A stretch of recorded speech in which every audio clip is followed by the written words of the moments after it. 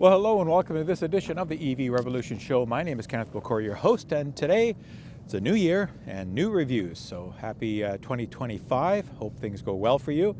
At the time of this video, it's already starting to be a bit of a tumultuous year in the EV landscape, at least here in North America, with what's going on politically in various countries. But the EVs will persevere. They will continue to grow. Growth might be modest, but there's continually signs pointing that we will just continue to see this nice scaling of EVs.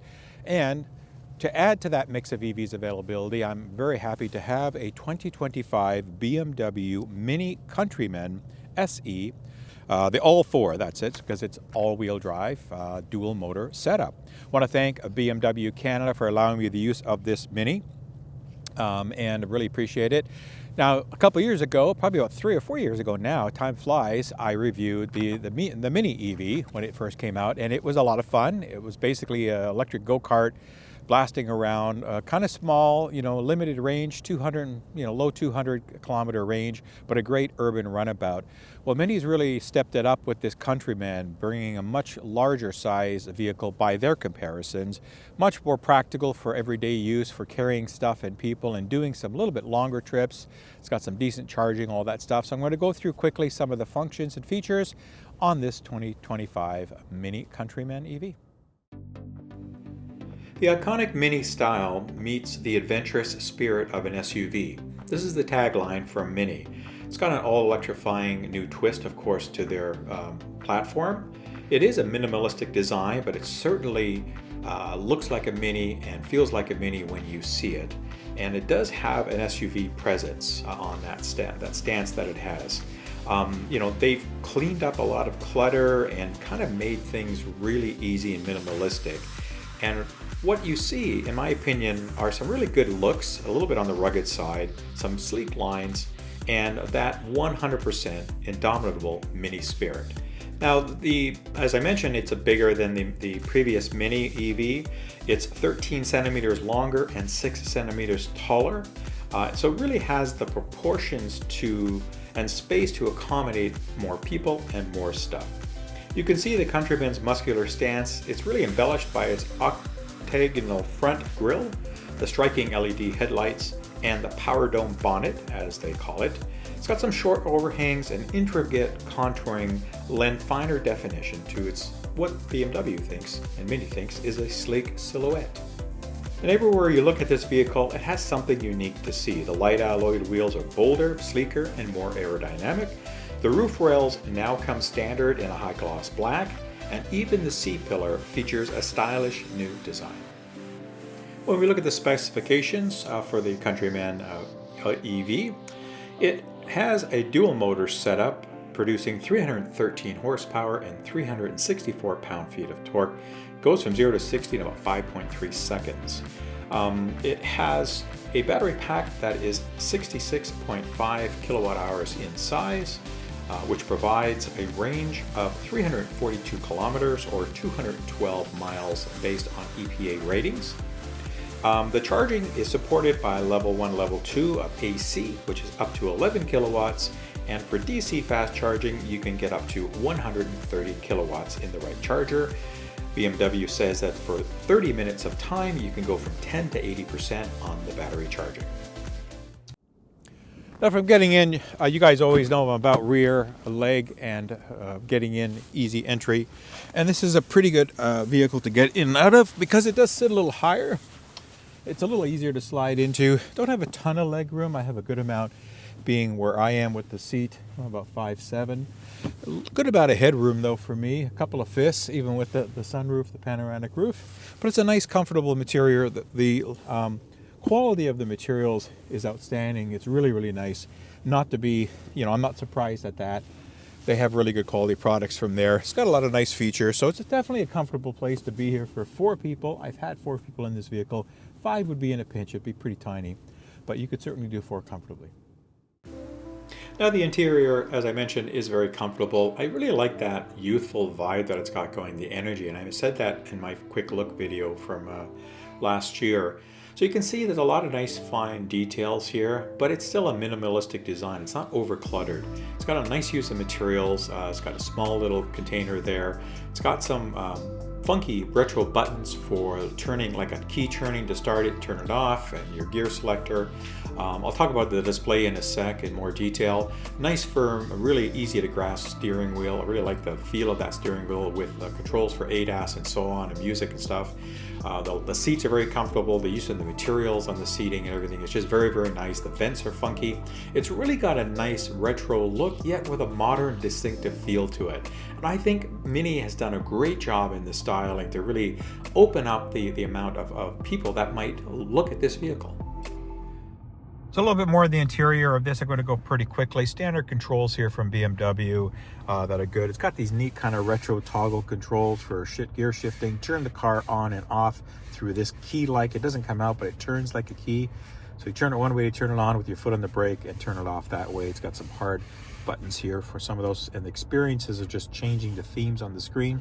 You can upload your own photos and have backgrounds and stuff. It's quite an immersive experience. Then you have your power for your entertainment and your volume up and down if you want that. You can also control the music here on the steering wheel.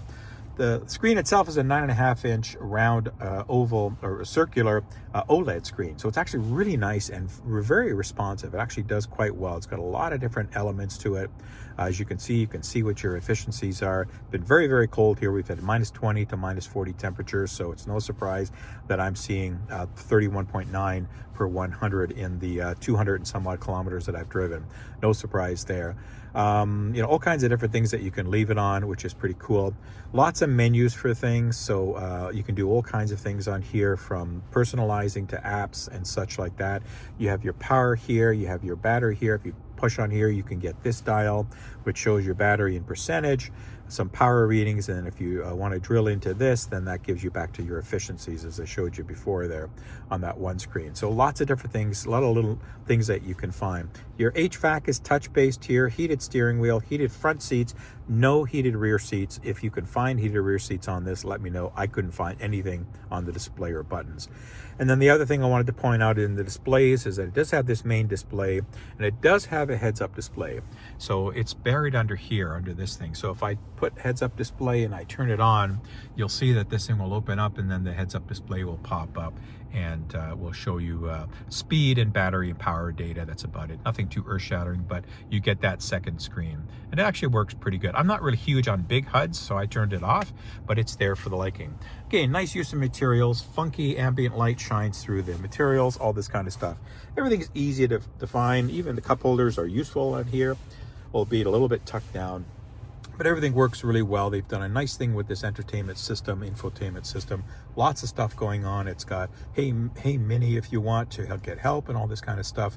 Voice controls. So it works really well. Good job. Now, from storage space, as I mentioned, this is a bigger vehicle. It's wider, it's taller than the smaller Mini EV electric. So the Countryman is a larger size, so it gets more storage space. It does have an electric hatch that goes up, and it's got a good amount of space. I have some stuff here. It's got the 40-40-20 rear seats, and with all the cargo space, I'll put the numbers up here on the screen so you can see what the cargo space is with the seats up, with the seats down. There really is not much underneath here. It's enough for a charging cord and a couple of small things, but it's certainly something that's not as deep as like a Tesla or anything else from a rear trunk. But there's enough storage to put some stuff in. You have this parcel shelf, which can come off if you need taller room. It's got a pretty nice square opening, so you can get some stuff in here when you need to, but you're certainly not going to move a house with this thing. But from a Mini perspective, it's got a lot of room. So not a whole lot to say about driving the Mini Countryman EV here. It's got lots of power for it. You know, as I went through the power numbers there, more than enough. It drives really nice, handles the snow quite well. It's got some snow tires on here. It's just a really a good vehicle to boot around in. Easy to maneuver, all that kind of stuff. Nice driving positions. The seats are comfortable. Again, lots of variances in the controls that you can do with the seats. So that's really nice. It drives really well. Again, easy to park because it's not super big, but it is bigger than the traditional Mini, as I mentioned. So, but still easy to park with parking guidelines and even a electronic parking help if you want. So my overall experience in driving this has been really nice. The suspension's good. I'm going over a little bit of rough road here in this park area, which some have a little bit of potholes, so you might see me bounce around a little bit, or the camera bounce a little bit. But all in all, it's got a really nice suspension, pretty solid. The vehicle's quiet, good insulation, sound insulation. Again, it's got that BMW build quality, right? It's just in the Mini. It's just really, really there. Everything closes nicely. The materials are nice. Everything works. Nothing loose or rattles. This is a brand new vehicle with about 2,000 kilometers on it, and everything just works really, really well on it. So they've done a good job. It's been a very, very pleasant vehicle to drive around for the week. I've just been doing city driving, a little bit of highway, because BMW is way on the other side of town where I have to pick up and return this vehicle, so I do get a bit of a highway run on it. But all in all, a really nice experience. Nothing to really complain about here. Passengers have commented on how quiet and kind of comfortable the driving experience is. The steering is nice. Just a really nice grippy steering wheel. I like that. So overall, again, that experience is very positive. For Mini owners, you're really going to love this vehicle. So the Countryman EV has a okay price point, I guess. I mean, it is a Mini product. It's BMW owns them. You can tell the quality in this vehicle. The workmanship, the use of materials, the quietness, the ride quality, it's all there for this vehicle. So yes, it's going to have a premium price because that's the brand. Base price on this is $59,990 Canadian. With all the options that this one has, it takes it just over $70,000. And unfortunately, right now in Canada, we have a pause on the IZEV rebates. The federal program for $5,000, it does not qualify. No vehicles qualify right now because the program has been paused. It may come back. We're not sure. We'll have to wait and see what happens. We have our own political turmoil going on here in Canada, so things have to wait and see. There are still provincial incentives, however, available, and this should qualify because the base price is under $60,000. It should qualify for BC and Quebec provincial incentives and maybe some other provinces, so you'll have to check locally where you are to see if you qualify. So at that $70,000 plus, you add your freight, PDI, all that other stuff, and it starts going up from there. So it definitely, you're paying for this. With the range and with everything you get, the price is a little high for that, but for what the vehicle is, that carries the Mini nameplate and the energy level. I commented when I had this vehicle at Test Fest. I did a quick short video a little while ago, folks, just about how I just love the whole styling and the interior and the materials and the colors and everything. Just had a really nice youthful vibe to it, and it's a fun car to drive. So you add all those things together, the experience is very welcoming and very pleasant in this vehicle. And if you're willing to pay for that experience, if you don't need a ton of range, this will still road trip. It's going to take you a while, obviously, to get places, 10 to 80 in about 30 minutes, as I said, on DC fast charger. So not terrible. But, in the winter time, right now, I mean, ranges are all terrible. We've had minus 40 temperatures. We have a lot of really cold temperatures. So ranges are down. This is probably going to pull about 190 to 210, I would say, in the city right now for range, and highway probably closer to 175 if you're doing a straight run on a full charge with these really minus 20, minus 30 temperatures. But you start creeping up. I'm already seeing the range come up, and it's minus 9 right now, which is actually feeling a bit balmy compared to the minus 30s that we had just a couple of days ago. So EVs do get their range back fairly quickly, and when the weather's nicer, you get much more of that EPA, closer to that EPA rated range, and I'm fully confident you'll get that in the nice summer months at range. So for the vehicle, for the price point it is, I think it's a good value if you like this kind of vehicle. So that's it, folks. I hope you enjoyed this quick review of the 2025 Mini Countryman EV, the all-4 version. Thanks very much for tuning in. All my contact details and stuff are coming up at the end of the show. Keep watching. It's going to be an interesting year EV-wise, as I mentioned off the top, with what's going on politically and a lot of landscapes. But EVs will continue to move. And even though incentives might be going away, certainly in Canada they're paused. In the US, it looks like Trump may roll back the tax credits. We'll have to wait and see from an IRR perspective. But regardless of that, what you need to do is, if you're considering an EV, especially an all-electric, you need to kind of look at all the positives, all the pros and cons about it, because there certainly are pros and there certainly are cons, but you need to look at them all.